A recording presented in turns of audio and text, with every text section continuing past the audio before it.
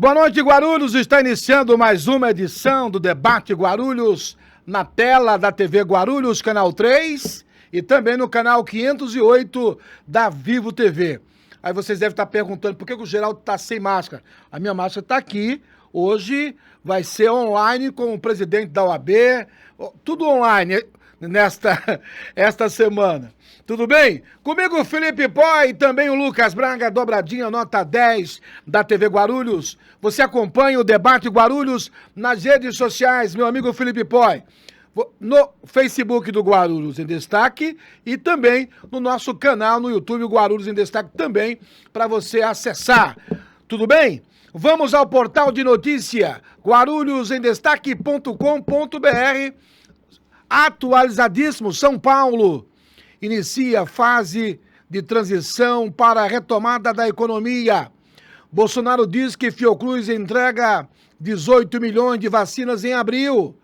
São Paulo abre vacinação dos professores de saúde a partir de 47 anos.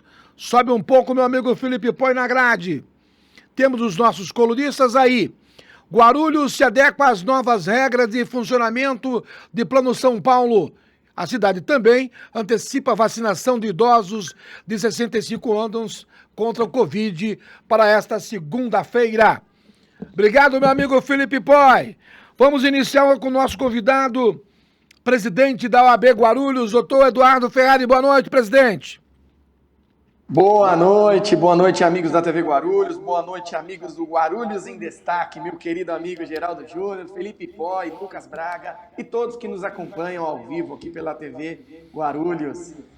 Presidente, essa semana que passou tivemos uma decisão de 8-3 do Supremo Tribunal Federal, dando liberdade para que o ex-presidente Lula saia com a ficha limpa e com possibilidade de ele ser candidato. Críticas de todos os lados. Qual é a sua opinião, presidente, da decisão a respeito do Supremo? É uma decisão, para mim, muito natural. Não é? O juízo da 13ª Vara foi julgado incompetente, não é? Naquela ocasião, nesse julgamento de 8-3. E vejo isso com uma grande naturalidade. Evidentemente que a sociedade precisa de maiores esclarecimentos para entender o que de fato aconteceu ali e o que efetivamente foi julgado naquele momento. São dois recursos que tramitam, um deles é esse e também tem um outro que vai descrever ali, vai buscar julgar a questão da suspeição do juiz Sérgio Moro. Mas essa primeira foi da incompetência de Curitiba para fazer o julgamento na ocasião do ex-presidente Lula. Agora, presidente, a gente sabe que as críticas, muitas vezes, elas vêm de todos os lados, mas de pessoas que não estão, não são antenadas com o direito. Eu ouvi essa semana algumas pessoas, Geraldo, quando a gente vê aquela estátua no Supremo com uma vendagem de tapar os olhos, então aquilo eu entendi que o Supremo passou um pano nesses casos envolvendo o ex-presidente, porque afinal de contas, os recursos que foram devolvidos ao Tesouro Nacional também deveria retornar às empresas que foram denunciadas. Qual é a sua opinião, presidente?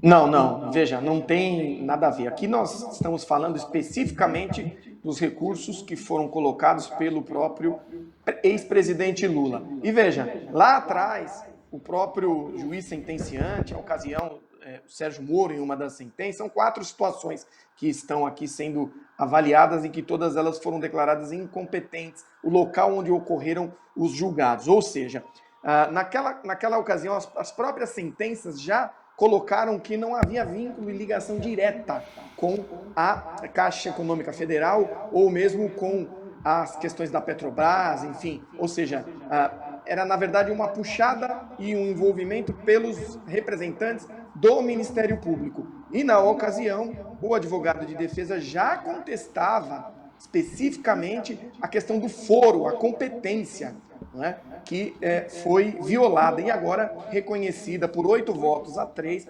pelos ministros do Supremo Tribunal Federal. Isso não tem nada a ver com todas as demais ações que tramitaram ali.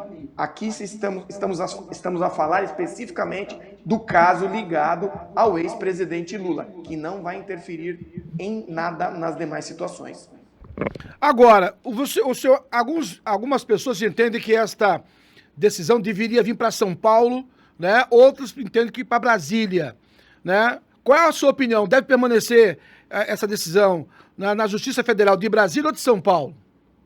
Na minha visão, na Justiça Federal de São Paulo, porque os fatos todos ali que foram apurados se deram naquela circunscrição judiciária, ou seja, São Paulo. E foi assim que a maioria dos ministros votaram e sugeriram. Essa questão do local onde vai tramitar ainda não está definida, vai ser definida em breve. Mas, na minha opinião, de acordo com o entendimento que eu tenho, o acompanhamento que eu tenho através da imprensa, evidentemente, e pelos fatos de estarem ali sendo julgados, questões relacionadas a um sítio, que é em Atibaia, questões relacionadas a um apartamento, que é no Guarujá, todos eles vinculados a São Paulo. O relator, na ocasião da turma, que foi o ministro Edson Fachin, sugeriu a remessa para Brasília. Abriu divergência o ministro Alexandre de Moraes. E eu concordo com a divergência do doutor Alexandre de Moraes. Deve, na minha visão, na minha leitura, tramitar perante a Justiça Federal do Estado de São Paulo. Olha só o título da entrevista do ministro Gilmar Mendes ao jornal Estado de São Paulo deste domingo. O ministro Gilmar Mendes avalia que a Operação Lava Jato provocou um colapso no judiciário, que atingiu da primeira instância até o Superior Tribunal de Justiça. Abre aspas. O STJ não cumpriu adequadamente seu papel, afirmou o ministro Gilmar Mendes em entrevista ao jornal O Estado de São Paulo deste domingo. O senhor concorda com ele, presidente?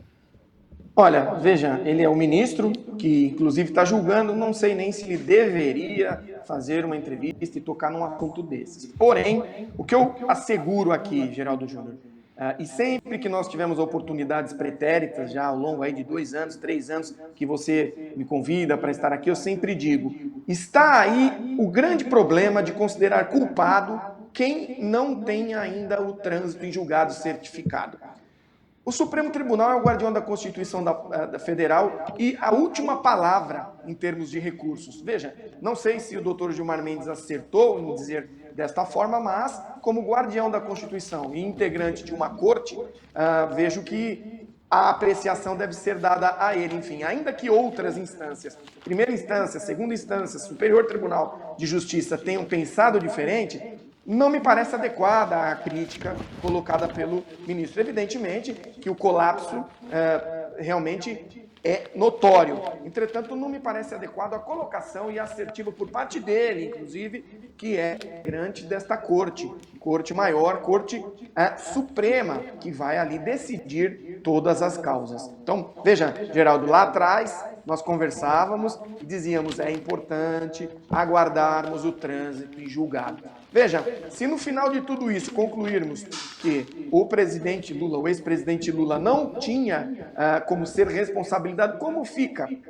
Devolvo a você, Geraldo, um questionamento e colocamos para a nossa sociedade. Por isso, a garantia constitucional que diz que ninguém deve ser considerado culpado sem o trânsito em julgado foi violado lá atrás e demonstrou ao longo desse período o perigo que é. E isso te digo também, Geraldo, não só fazendo analogia ao caso do ex-presidente Lula, mas aqui no meu escritório mesmo, diversos casos, Geraldo, diversos casos. O réu começa a cumprir pena no regime fechado, depois consigo reverter, porque é ilegal a decisão anterior no Superior Tribunal de Justiça e também no Supremo Tribunal Federal.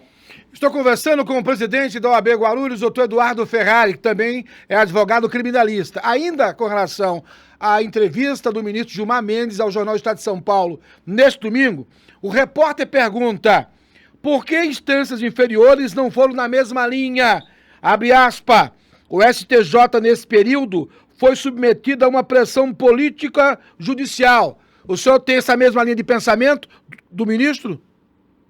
Olha, ele talvez tenha essa condição porque ele vive mais intrinsecamente as questões, mas, repito, não me parece adequada essa avaliação, esse juízo dado à questão. Veja, se o magistrado, se nós aqui como operadores do direito, advogados, advogadas, representantes do Ministério Público, juízes, somos pressão, não serve mais para nada. E essas assertivas forem comprovadas, é muito grave, porque o magistrado, o juiz, ele não deve dar respostas à sociedade. Quem faz isso é o Congresso Nacional, que é representado pela sociedade e que ali compõe as leis e provoca as discussões. Agora, a justiça deve estar baseada exclusivamente na Constituição Federal, na lei ordinária, enfim, na legalidade.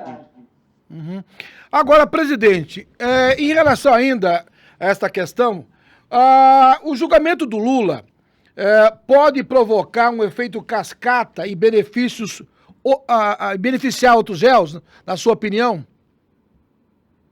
Olha, acho muito difícil, na minha leitura, na minha visão, porque ali é um caso específico, não é? E nós observamos aí ao longo dos últimos dias todos os argumentos ou as ideias. É cada caso um caso, Geraldo. Então, essa ideia que isso vai repercutir efeito cascata vai depender da provocação de cada advogado em demonstrar os mesmos elementos que foram cabíveis no caso do ex-presidente Lula. De maneira que, se isso não ficar comprovado, não tem como estarmos ali acontecendo esse efeito cascata. Ou seja, muito provavelmente não. Isso é uma visão minha, muito pessoal, inclusive.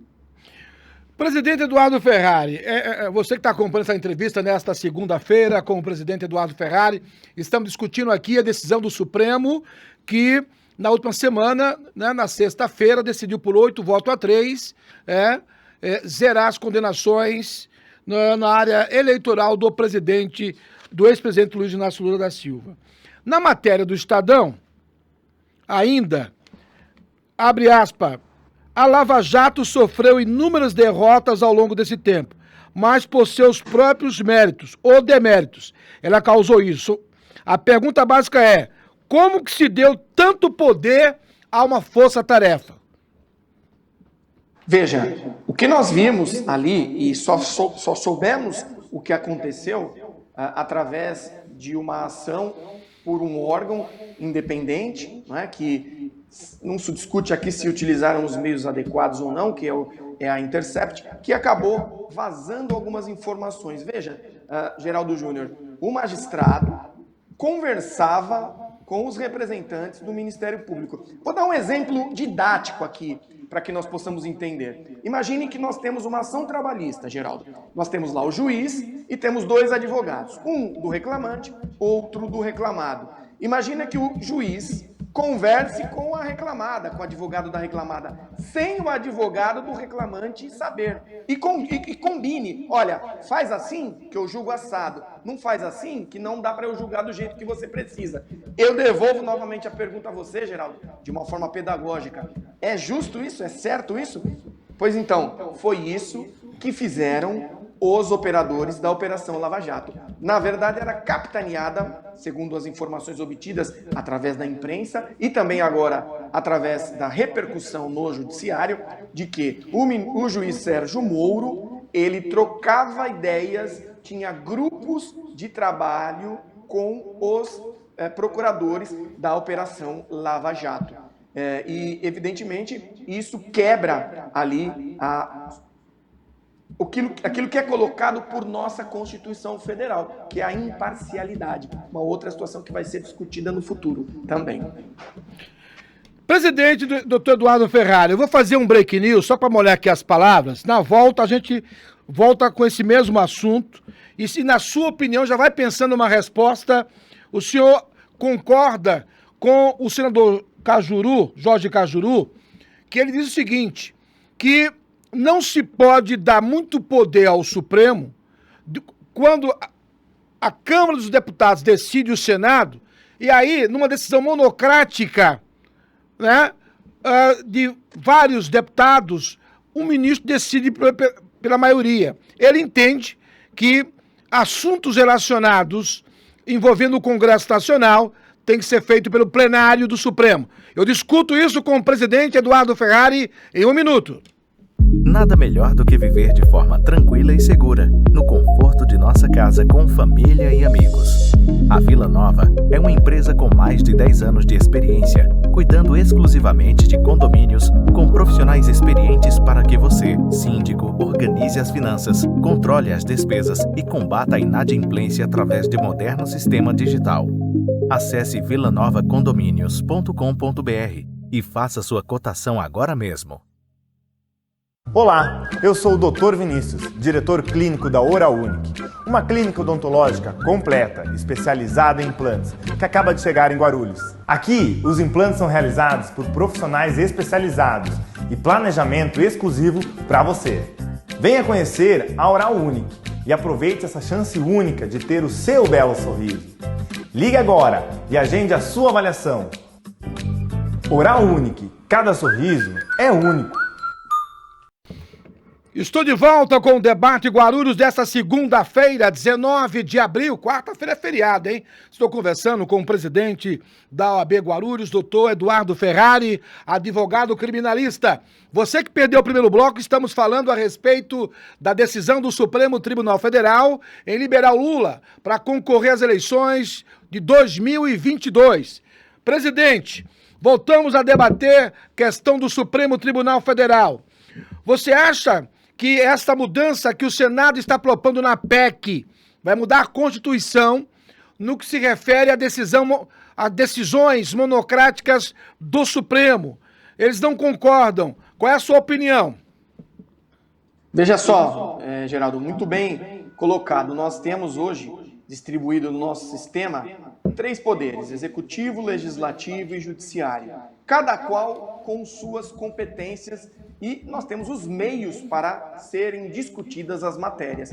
Se hoje nós temos um regramento que funciona desta forma que está aí impugnada e criticada pelo senador Cajuru, evidentemente que a busca pela mudança do sistema deve ser feita através da PEC, natural. Agora, simplesmente criticar por criticar não nos parece algo correto, pois a população não entende toda a complexidade que é e a divisão que é. Ali está sendo discutido se uma decisão monocrática pode afastar algo que foi ali julgado. Enfim, é uma questão muito específica. Entretanto, realmente, concordo nesse aspecto, ser muito vulnerável ao poder de apenas um dos ministros de mudar ali aquilo que está colocado e decidido de forma colegiada. Evidente que isso não tem regra básica estabelecida.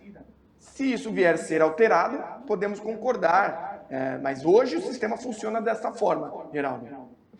Agora, presidente, o ministro Marco Aurélio vai se aposentar agora, daqui a alguns dias. A próxima indicação será do presidente Bolsonaro. E aí, hoje, já há uma crítica por parte de alguns senadores da escolha pessoal do presidente, na escolha pessoal do presidente em relação à indicação do Supremo Tribunal Federal.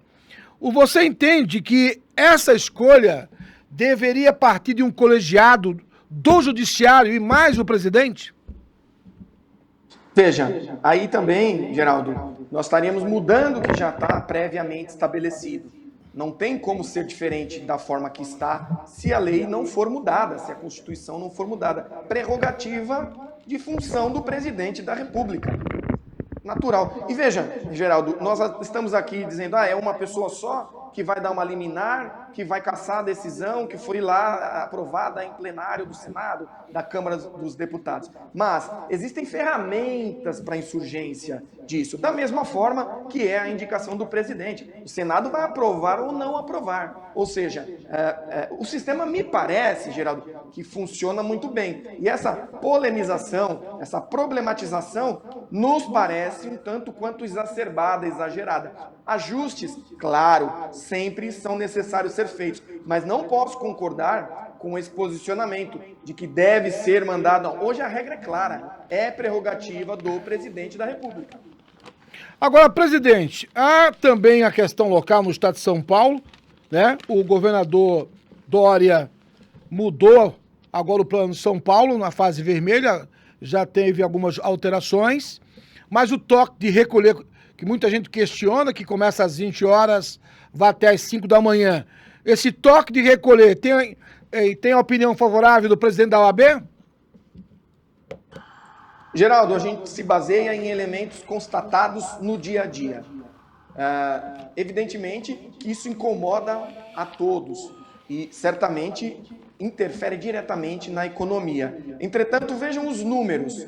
Observem que no período em que houve mais rigor no tratamento da questão, posterior a esse período nós notamos os leitos esvaziarem. Então, me parece que sim, faz sentido mantermos ainda o toque de recolher. Nós não estamos liberados ainda e, aliás, mesmo aqueles vacinados ainda correm o risco. Geraldo, nós ainda teremos de usar as máscaras por muito tempo, até que a coisa fique estabilizada. Ou seja, temos de... Veja, instituído está, é nosso governador, é nosso presidente da República, são os nossos prefeitos, aqui em Guarulhos é o nosso prefeito, ou seja, está posto, nós temos que seguir e quem não concordar com essas determinações, buscar os caminhos judiciais. Entretanto, Geraldo, os dados são a resposta para isso, ou seja, com o rigor da implementação até da fase emergencial, observou-se hoje números menores de ocupação de leitos, ou seja, funcionou. Então, se funcionou, eu sou favorável, sim, Geraldo, à manutenção, com cuidado, com cautela, talvez um pouco mais apurado, mais aguçado ali, o que pode, o que não pode, mais detalhado, não é? E claro, a gente bate na tecla do governador, do presidente e do prefeito, mas não esqueçamos, Geraldo, que a responsabilidade é nossa, também é nossa, eu diria até maior, porque se nós condicionarmos a nossa vida a respeitar o distanciamento, porque isolamento nós não vivemos ainda, mas o distanciamento, certamente nós vamos reverter e ganhar essa guerra. Agora, presidente, a gente sabe que não é uma situação fácil, mas qual é a sua opinião hoje em relação à retomada do crescimento, já partindo para uma área financeira? Você acha que hoje vai ser muito difícil a recuperação das atividades comerciais? Geraldo, nós precisamos toda a sociedade, de ajuda do governo. O governo, seja ele qual instância for, deve auxiliar o cidadão à retomada. Porque é só passar pelos locais, Geraldo, quantos comércios você não vê ali de porta fechada, você não vê de placa de aluga-se. Ou seja, se não houver uma intervenção do Estado em auxiliar cada cidadão, certamente teremos problemas. Precisamos de governantes, estadistas, que pensem na população, que pensem nos empresários, que pensem em arrumar soluções para que nós possamos ali dar o passo seguinte. Por exemplo, redução das tarifas, isenções de taxas, de impostos, para que possamos ali recontar, ainda que no futuro seja novamente pensado como fazer essa reversão para o caixa público, mas o Estado, de modo geral, ele não deve se preocupar em ter lucro, mas deve sim se preocupar com aqueles que lhe geram as rendas, que somos nós, que somos os cidadãos, somos os empresários, advogados, jornalistas, enfim, todos aqueles que fazem parte do sistema aqui que vivemos no nosso Brasil. Para a gente concluir, presidente, hoje os advogados, os escritórios já estão podendo funcionar? Veja, Geraldo, os escritórios de advocacia não ficaram impedidos de trabalhar em nenhum momento pela legislação. Inclusive, houve um pronunciamento, na verdade, um comunicado conjunto entre a Procuradoria-Geral de Justiça Estadual e o presidente da OAB São Paulo. E ali foi... Sim, os escritórios devem ser utilizados. Neste momento, a fase regrediu, não é? E sim, os escritórios podem funcionar, guardada toda a questão do distanciamento. E, claro, a recomendação, Geraldo, é sempre fazer uso das ferramentas tecnológicas. Entretanto, nem todos possuem as ferramentas tecnológicas. Necessário se faz estarem indo aos seus escritórios. Entretanto, tem que haver o cuidado por parte do advogado, da advogada, de não aglomerar, de manter o contato, de manter a distância, de evitar o contato, de manter a distância. E isso é possível, Geraldo, ser feito assim como tem sido feito, tem sido orientado pela OAB, e tem sido colocado em prática. A advocacia tem função extremamente importante colocada pela Constituição Federal. Ela é indispensável indispensável à administração da justiça. Veja, Geraldo, ainda que um decreto venha tolher-lhe algumas questões, ele não vai ser maior do que o que determina a Constituição Federal, Geraldo. Por isso, o OAB São Paulo, junto com a Procuradoria-Geral, estabeleceram ali um comunicado conjunto dizendo, em casos extraordinários, excepcionais, em que o advogado e a advogada precisem utilizar de suas ferramentas, devem sim procurar o seu escritório, pois sem a justiça, sem a advocacia, não há essencialidade, não há justiça, não há efetivamente a busca real da justiça. Presidente Dr. Eduardo Ferrari, muitíssimo obrigado. As suas considerações finais, sempre atencioso com esse jornalista e com a TV Guarulhos. Imagina, Geraldo, nós que agradecemos sempre aí toda a participação, todos os convites que nos são dados, Guarulhos em Destaque, TV Guarulhos, enfim, os nossos colaboradores aí sempre dedicados e empenhados, Felipe Poi, Lucas Braga, todos que se dedicam e todos que nos acompanham, nos assistem. Deixo aqui uma saudação a toda a advocacia e a toda a sociedade, lembrando que a Casa da Advocacia é a Casa da Cidadania. Estamos de portas abertas. Rua IP, número 201, sempre à disposição. Obrigado pela oportunidade, Geraldo Júnior. Uma excelente noite a todas e todos. Obrigado, presidente. Dr. Eduardo Ferrari, presidente da OAB Guarulhos. No programa de hoje, portanto, você ficou satisfeitíssimo aí com essa entrevista. Presidente Eduardo Ferrari, dando explicações a respeito da decisão do Supremo Tribunal Federal. Com o meu amigo Felipe Poi, corintianíssimo, ganhou ontem, final de... aleluia! Ganhou, Felipe! Fique feliz. E também o brother Lucas Braga. Hoje foi mais uma edição do Debate Guarulhos desta segunda-feira. Boa noite.